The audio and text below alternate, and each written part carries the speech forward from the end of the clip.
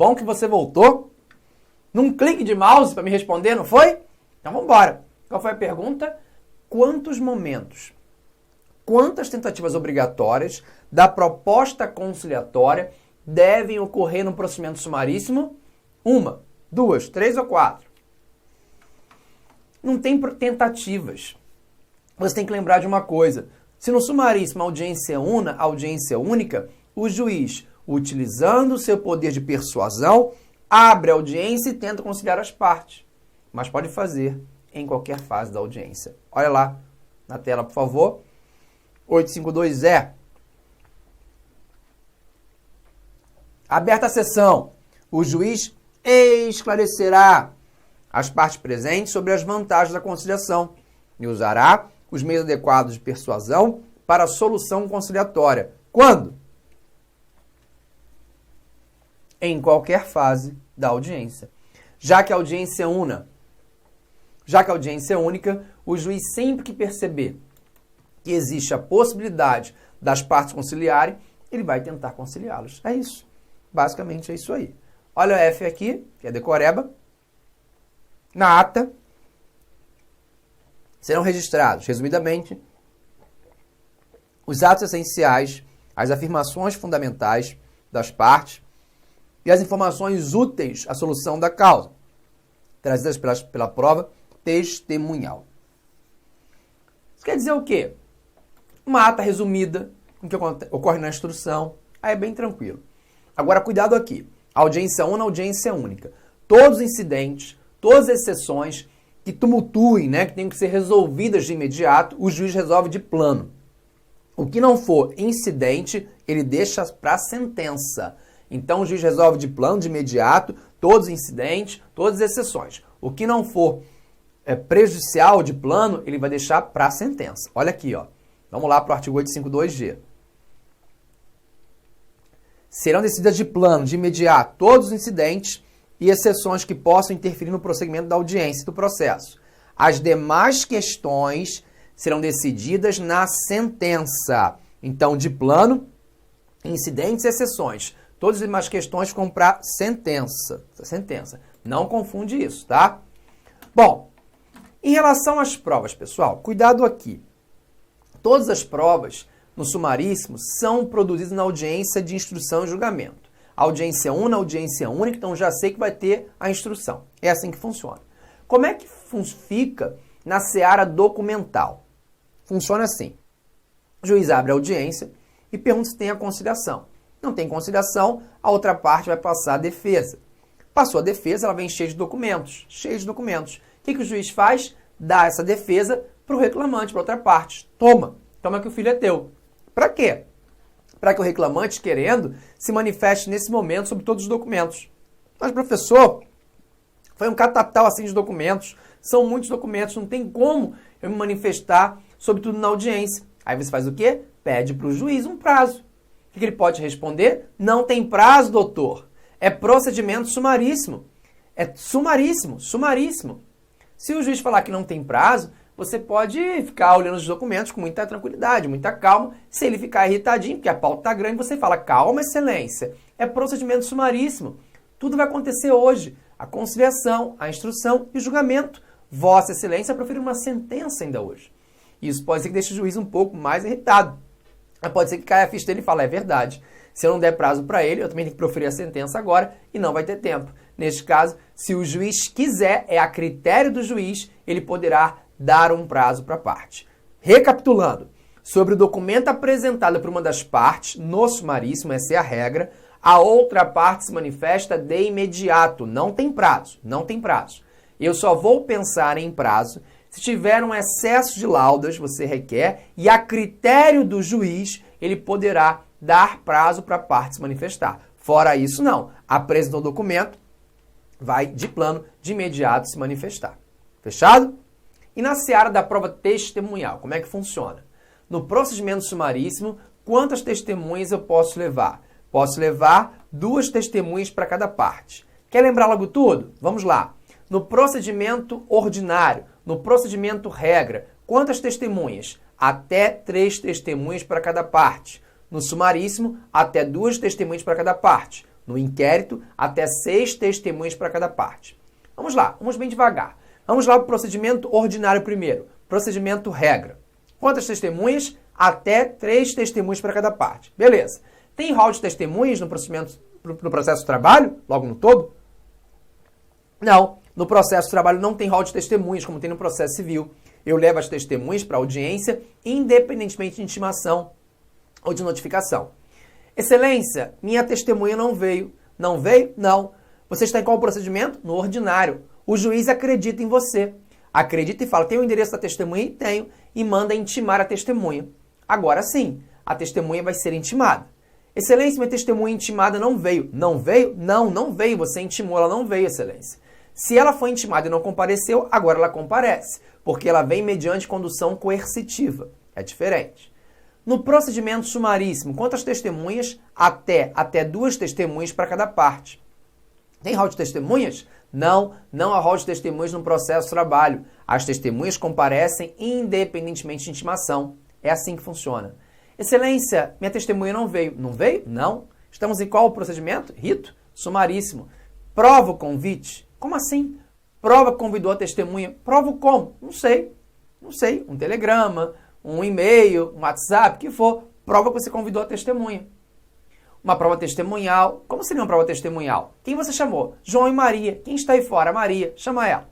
Dona Maria, você viu quando o reclamante chamou o João? Vi, excelência, estava do lado. Ele convidou nós dois para a audiência. Provado o convite, o juiz manda intimar. Intimada não compareceu, agora comparece, condução coercitiva. Ficou igualzinho. Se não provar o convite, o juiz segue com a audiência, você perdeu a prova testemunhal. É assim que funciona. Não esquece disso. Beleza? Procedimento ordinário, até 3 testemunhas para cada parte. Sumaríssimo, até hoje pergunto isso em prova. Sumaríssimo, até 2 testemunhas. No inquérito, até 6 testemunhas. Ok, pessoal? Tranquilo? Tem que provar o convite. Eu tenho prova pericial no sumaríssimo? Claro que sim. Quando que eu vou ter prova pericial? Quando a lei exigir. E a lei exige para um adicional de insalubridade, de periculosidade, exige-se a prova técnica, a prova pericial. O juiz sabe tudo, trabalho, processo civil, mas ele não sabe se aquela situação é insalubre ou perigosa. Não tem como. Então, quando a prova do fato exigir, arguição de uma falsidade de um documento que for, ou for legalmente imposto, pode ser feito sim, deve ser feito, melhor dizendo aí, a prova pericial. O que cai na sua prova? É isso aqui. Elaborado o laudo pericial, né? As partes serão intimadas para se manifestar sobre o laudo pericial no prazo comum de 5 dias. Vai tentar falar que o prazo é sucessivo de 5, você não cai nessa casca de banana. Então, as partes serão intimadas para manifestação quanto ao laudo pericial no prazo comum de 5 dias. Eu vou gritar no seu ouvido na hora da sua prova, quando você pegar a questão, e você falar como é que é esse prazo para se manifestar sobre o laudo, hein? Comum de 5 dias. Não esquece disso, tá? Muito bem. Então, nós conversamos que a audiência, melhor, o rito sumaríssimo, ele encerra, em regra, no prazo de 15 dias. Mas se a audiência for interrompida, esse prazo prorroga para 30 dias. E quais são os exemplos em que uma audiência é interrompida? Já falamos todos aqui. Quando uma testemunha é convidada e não comparece, se for provado o convite, é um exemplo. Quando eu estiver diante de uma prova testemunhal, como é que funciona? O juiz tem que nomear um perito, então não pode ser na hora, né? Então é um exemplo clássico aqui. Também em relação ao acesso de laudas de documentos, onde você pede um prazo para se manifestar e o juiz concede. Então, nesses casos, nós estamos interrompendo a audiência. Se interrompeu a audiência, o prazo para encerrar aquele processo não vai ser mais de 15 dias, estende-se aí a 30 dias. Uma sentença, ela traz o quê? Relatório, fundamentação, dispositivo, não é isso? O que é um relatório? Relatório é todo o histórico do processo. O juiz conta o que aconteceu na petição inicial, o que aconteceu na contestação, na audiência de conciliação, na de instrução, tudo. Ele faz um relato, um resumão aí, trabalhoso em relação àquele processo. No procedimento sumaríssimo, uma audiência una é audiência única, tudo acontece ali, cuidado aqui, o juiz está dispensado do relatório na sentença. Então, direto ele passa a decidir. Então, no sumaríssimo, o relatório ele é dispensado. Então, até objetivando aí, claro, facilitar o julgador. Ok, pessoal? Com isso, a gente fechou as principais características do procedimento sumaríssimo. Te peço que você leia agora na íntegra o capítulo do sumaríssimo. Isso vai cair na sua prova, que eu não tenho a menor dúvida. É um ponto certo, é uma questão certa, então você tem que ler os dispositivos legais. Fechado? Já coloca no caderno nosso próximo assunto, que é a reclamação trabalhista. Vamos então falar aí da nossa reclamação trabalhista. Pois bem, nós sabemos que vigora o princípio da inércia ou dispositivo. Então, a jurisdição, ela precisa ser provocada. O juiz não vai de porta em porta perguntar nas empresas: tem algum problema aí, empregados? Não, isso não acontece. Venha, provoque. Você não pode fazer justiça com suas próprias mãos. Se o seu empregador não lhe paga, você não pode socar o cara, não. Você tem que ajuizar uma reclamação trabalhista e postular aí, por exemplo, a rescisão indireta. É assim que funciona. Então, o rompimento da inércia dessa jurisdição é instrumentalizado através da petição inicial. Petição inicial que a nossa leva o nome de reclamação trabalhista. Então, na nossa petição inicial, ela tem o nome de reclamação trabalhista, onde o autor é chamado de reclamante e o réu é chamado de reclamado. Não esquece. Bom, o artigo 840 da CLT me conta que a reclamação trabalhista ela pode ser escrita ou verbal. Então, a reclamação trabalhista ela pode ser escrita ou verbal. Mas nós temos exceção. Nós temos, aliás, duas exceções. Duas reclamações ou ações que têm natureza de petição inicial em que necessariamente serão escritas. Repetindo, a reclamação trabalhista pode ser verbal ou escrita, ok. Mas nós temos duas situações em que obrigatoriamente, necessariamente, a petição será escrita. Quais são? Na hipótese de dissídio coletivo, tem que ser escrito, e também no inquérito para apuração de falta grave. Então, dissídio coletivo e o inquérito para apuração de falta grave, a petição inicial terá que ser obrigatoriamente, necessariamente escrita. Ok. E o artigo 840, parágrafo 1º da CLT, diante do princípio da simplicidade, me apresenta os requisitos. O que tem que ter na minha petição inicial? Eu tenho que colocar o quê? Olha lá o parágrafo 1º do artigo 840. Sendo escrita a reclamação, deverá conter a designação do presidente da vara ou juiz de direito a quem for dirigida, qualificação do reclamante do reclamado, uma breve, gosto disso, uma breve exposição dos fatos que resulte o dissídio, o pedido, a data e a assinatura do reclamante ou de seu representante. Observo então, pelo princípio da simplicidade, que eu sinto falta de muitas coisas, como o valor da causa, que não tem pedido de produção de provas. O que tem, então, na petição inicial trabalhista? A designação do juízo. Como é que seria isso? Excelentíssimo senhor doutor juiz da Vara do Trabalho do Rio de Janeiro, por exemplo. Qualificação do reclamante do reclamado. Breve exposição dos fatos. Pedido, a data e a assinatura do reclamante ou de seu representante. É muito simples, muito comum aí a nossa petição inicial, a nossa reclamação trabalhista. Nós não temos como requisito os fundamentos legais, não se exige a fundamentação legal, não temos o pedido de citação / notificação para a gente, não temos o pedido de produção de provas, aquele pronto, né? Protesto por todos os meios de prova em direito admitidos. Também não temos o valor da causa. É claro que nós, na prática, vamos colocar isso tudo. Mas, para efeito de uma prova, não. Para efeito de uma prova, eu sigo o artigo 840, parágrafo 1º. Pessoal, vamos devagar e subir só um pouquinho o nível, principalmente pensando em você, meu amigo analista. Preste atenção. Nós já comentamos aqui ao longo desse nosso ponto a ponto que nós temos hoje vigorando uma instrução normativa de número 39 de 2016, que se encontra lá no STF para ser arguída a qualquer momento a sua constitucionalidade ou não. Porque a Associação dos Juízes Federais defende que o TST acabou por legislar em matéria processual e isso não é da sua competência.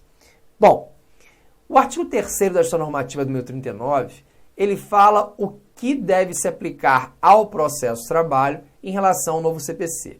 E olha isso aqui, dá uma olhadinha. Sem prejuízo de outros, aplicam-se ao processo de trabalho, artigo 3º da Instrução Normativa 39 de 2016 do TST. Aplicam-se ao processo de trabalho, em face da omissão e compatibilidade, os preceitos do CPC. E os seguintes temas. Artigo 292, inciso 5. Valor pretendido na ação indenizatória, valor pretendido na ação indenizatória, inclusive afundada em dano moral. Inclusive afundada em dano moral. Tá. O que fala, então, esse artigo 292, inciso 5? Vamos nele lá. Fala assim, no caput, primeiro. O valor da causa constará da petição inicial ou da reconvenção e será, na ação indenizatória, inclusive fundada em dano moral, o valor pretendido. Espera aí. Deixa eu ver se eu entendi isso daqui. Bom, o novo CPC, como sempre fez, exigiu o valor da causa. Tá. Aqui tem uma situação específica, em que o TST na Instrução Normativa 39 manda eu aplicar o artigo 292 do CPC, inclusive ação fundada em dano moral, né? Meio que copia totalmente aqui o inciso 5. Então, preste atenção. Se for uma ação fundada em dano moral, o TST diz que eu tenho que ter o valor da causa, de acordo com o artigo 292 do CPC de 2015. Pasmem. Se eu tenho que ter o valor da causa numa ação indenizatória, eu acabo tendo que ter, por efeito cascata, o valor da causa em todas as ações. É assim na prática, a gente sabe disso. Mas não era para a prova. Então, cuidado. A sua prova ela é objetiva, ela é marcar X. Eu, no seu lugar, ficaria com o artigo 840, parágrafo 1º da CLT, que traz lá todos os requisitos da petição inicial. E muito simples, muito simples. Você vê que não inclui o valor da causa. Mas abre o olhão a prova mais difícil, mais trabalhada, mais elaborada e, quem sabe, no estudo de caso, numa discursiva, não sei. Se exigir a Instrução Normativa 39, se você tiver condições, tudo é condições na hora de lembrar e de ter equilíbrio, de citar essa instrução, cite lá, que o TST exige o valor da causa na ação indenizatória, inclusive na ação fundada em dano moral. Exigiu o valor da causa. Se exigiu para essa ação, por efeito cascata, exige para tudo. Fechado? Cuidado com isso. Aí o artigo 293 fala assim, o réu poderá impugnar em preliminar da contestação o valor atribuído à causa pelo autor, sob pena de preclusão, e o juiz decidirá a respeito, impondo, se for o caso, a complementação das custas. Parou.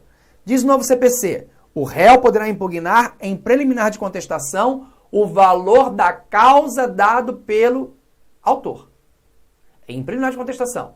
Eu aplico isso ao processo de trabalho. Se eu falar que eu aplico, eu estou confirmando que tem valor da causa. Diz o artigo 3º da Instrução Normativa 39. Eu aplico o artigo 292, parágrafo 3º. Correção de vício do valor da causa. Espera lá. Se eu aplico correção de vício do valor da causa, o recado está dado pelo TST. O valor da causa hoje passa a ser obrigatório no processo de trabalho. Isso é muito básico. Isso aqui é muito básico. Isso aqui é uma realidade. Beleza? Muito bem. Vamos seguir então aqui para outras cositas que vocês têm que ver. O juiz corrigirá. Volte aqui, por favor. CPC. O juiz corrigirá de ofício e por arbitramento o valor da causa, quando verificar que não corresponde ao conteúdo patrimonial em discussão ou ao proveito econômico perseguido pelo autor, caso em que se procederá ao recolhimento das custas correspondentes. E eu aplico, já vimos aqui, esse dispositivo ao processo de trabalho. Está aí. Eu aplico, sim, esse dispositivo ao processo de trabalho. Fechado? Eu sei que complica às vezes um pouquinho, confunde um pouquinho, pessoal. Mas eu não posso só pensar em falar para você coisinhas bobinhas. Não.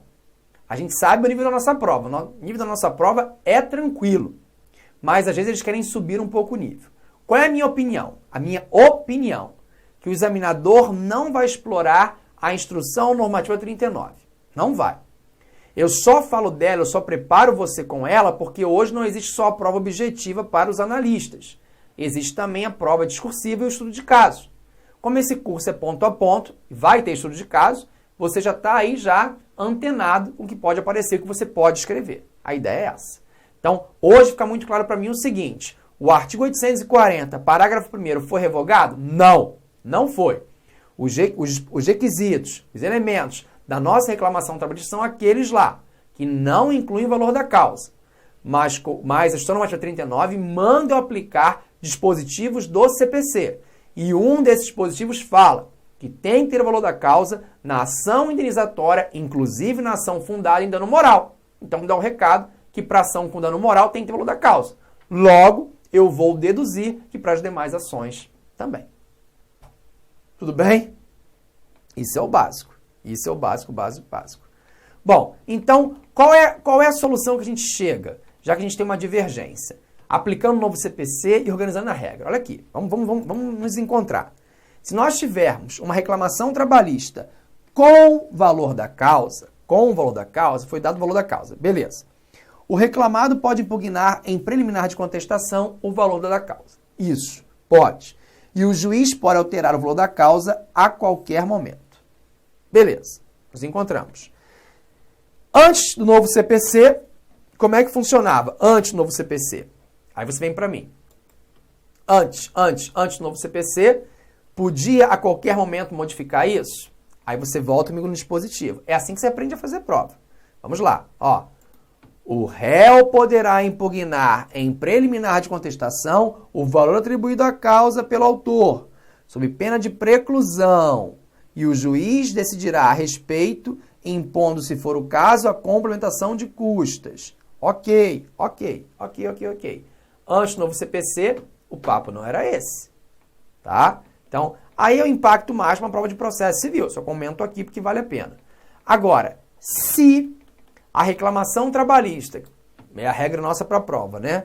Não tiver valor da causa, não tem, o juiz fixa. Lembra, eu falei? Se não tiver valor da causa, alguém dá valor da causa. Quem é esse alguém? O juiz. Já falei isso para você nesse curso. Então, aí o juiz fixa na audiência. Beleza. Se houver discordância das partes, valor da causa, você vai até razões finais e pede para o juiz reconsiderar. O juiz não reconsiderou, ele proferiu uma decisão interlocutória. Decisão interlocutória não cabe recurso imediato, você sabe disso. Nesse caso, cabe. Qual é o recurso?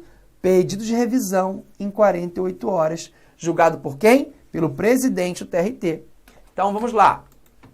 Vamos aquecer as turbinas aqui, para não ter divergência. Se a reclamatória tiver valor da causa, o reclamado pode impugnar por preliminar de contestação. Beleza. Sob pena de preclusão. O juiz pode alterar de ofício a qualquer tempo o valor. Tá. Se não tem valor da causa na reclamação trabalhista, o juiz vai fixar na audiência. Fixa o valor da causa de tanto. Vocês concordam ou não? Então, em razões finais, você pede para o juiz reconsiderar. Reconsidera aí, excelência. Tem razões finais? Não reconsidero. Não reconsiderou? Proferir uma decisão interlocutória. Decisão interlocutória são recorríveis de imediato. Sim. Essa não. Essa cabe recurso de imediato. Qual é o recurso? Pedido de revisão lá para o presidente do TRT. No prazo de 48 horas, ele vai julgar se cabe, se está correto ou não aí o valor atribuído à causa. Tá, pessoal? Coisas de prova, né?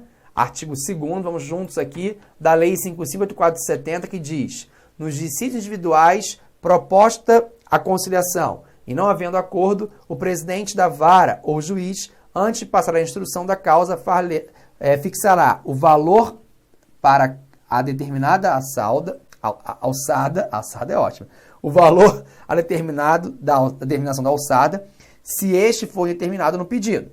Quer dizer, não colocar o valor da causa.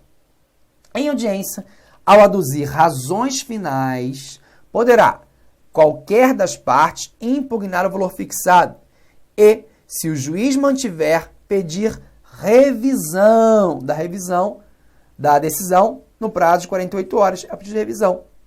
A quem? Ao presidente do TRT. Então está aí um recurso próprio ligado aí ao valor da causa. Agora, se você pegar, coloque por favor o artigo 319 do novo CPC, você vai ver aí tantos requisitos a petição inicial tem que ter. Tantos. São tantos requisitos. Muitos mesmo. Agora atente-se a esse aqui, ó. A petição inicial indicará, olha o inciso 7, vou até marcar para você aqui que está pequenininho. Opção do autor pela realização ou não de audiência de conciliação ou de mediação. Então, na petição inicial do processo civil, o autor já vai dizer a intenção dele, a opção dele em ter audiência de conciliação ou não. Aplica o seu processo de trabalho? Claro que não. No processo de trabalho vigora o princípio da conciliação, sempre vai ter a proposta conciliatória. Nem discuta. Beleza? Pode ainda, já falamos, a reclamação trabalhista ser verbal. Se ela for verbal, ela um dia terá que ser reduzida a termo. Ela começa verbal, mas será reduzida a termo. Faz ela verbal, primeiro distribui, depois registra, né? Faz ela verbal e aí o reclamante comparece à Secretaria da Vara ou juízo, dependendo da situação, se for lá em ZIM, para reduzi-la a termo no prazo de 5 dias. Prazo de 5 dias tem que comparecer para reduzir a termo. Se não comparecer em 5 dias, aí vai sofrer aquela perempção provisória. Fica impedido pelo prazo de 6 meses de ajuizar uma nova reclamação trabalhista. Artigo 786 da CLT. A reclamação verbal será distribuída antes de sua redução a termo. Primeiro você distribui, depois reduz a termo, né? Distribuída a reclamação verbal, o reclamante deverá, salvo motivo de força maior, apresentar no prazo de 5 dias ao cartório ou secretaria para reduzi-la a termo. Ela não fica ad eterna aí verbal, isso não existe. Sob a pena estabelecida no artigo 731. E a pena é essa daqui. Artigo 731, aquele que tenha apresentado ao distribuidor reclamação verbal, não se apresentar no prazo estabelecido no parágrafo único do artigo 786, a vara, para fazê-lo tomar por termo, incorrerá na pena de perda pelo prazo de 6 meses do direito de reclamar perante a Justiça do Trabalho. É a famosa perempção provisória. Aí só para você não ficar viajando. Tem uma outra hipótese de perempção provisória, Renzete? Tem. Quando o reclamante der causa a 2 arquivamentos seguidos. Olha aqui, ó. Ajuizei uma reclamação trabalhista. Beleza. Hoje não vou à audiência, está chovendo, não estou afim. Ah, não vai não, reclamante? Não vou. Arquivou. Beleza. Posso entrar com outra ação? Posso. No dia seguinte, se eu quiser. Entrei com uma outra ação. Óbvio, vai cair na mesma vara do trabalho. Sim. Aí marcada a audiência. Ah, não vou de novo. Não. Dei causa a 2 arquivamentos seguidos. Se são 2 arquivamentos seguidos, eu vou ficar impedido pelo prazo de 6 meses de ajuizar nova reclamação trabalhista. Cuidado! Ajuizei uma ação, não foi, arquivou. Na segunda eu desisti. Desistência não é arquivamento. Ok? Você tem que ser 2 arquivamentos seguidos. 2 arquivamentos seguidos para gerar a perempção provisória. Artigo 732 da CLT. Na mesma pena do artigo anterior, incorrerá o reclamante que por 2 vezes seguidas der causa ao arquivamento de que trata o artigo 844 da CLT. Então, se deu causa a 2 arquivamentos seguidos, aí gera a perempção provisória. Então, ó, resumindo sempre é bom, né? Esclarecendo aí, nós temos 2 espécies no processo de trabalho de perempção provisória. Qual é a primeira? Quando o reclamante, Rzinho é reclamante para ficar didático. Quando o reclamante ajuizar reclamação trabalhista verbal e não comparecer na Secretaria da Vara ao Trabalho para reduzi-la a termo no prazo de 5 dias. Segundo caso, quando o reclamante der causa a 2 arquivamentos seguidos pelo não comparecimento em audiência. Neste caso, vai ficar impedido pelo prazo de 6 meses de ajuizar uma nova reclamação trabalhista. Cuidado! Na reclamação verbal, basta uma única vez. Fez a reclamação verbal, não compareceu em 5 dias para reduzi-la a termo, já sofre a perempção provisória. No arquivamento, não. São 2 arquivamentos seguidos para sofrer a perempção provisória. Não esquece. Fechado? Muito bem.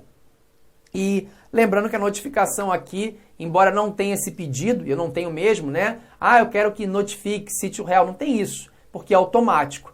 Artigo 841 fala, você leva a sua petição inicial, sua reclamação trabalhista, não vai o processo para o juiz. O serventuário, o servidor, em 48 horas já mandar a segunda via para o reclamado para que ele compareça a uma audiência. entre notificação e audiência, sempre tendo aí um interregno no mínimo de 5 dias. Ok, pessoal? Com isso, fechamos então a reclamação trabalhista, nossa petição inicial. Eu vou ficar aqui, vou tomar uma água e volto. Só molhar a garganta, faço mesmo. Eu já volto no nosso bloco 3 da nossa aula de número 4. Não esquece, avante. Trabalho não dá trabalho. Clique lá.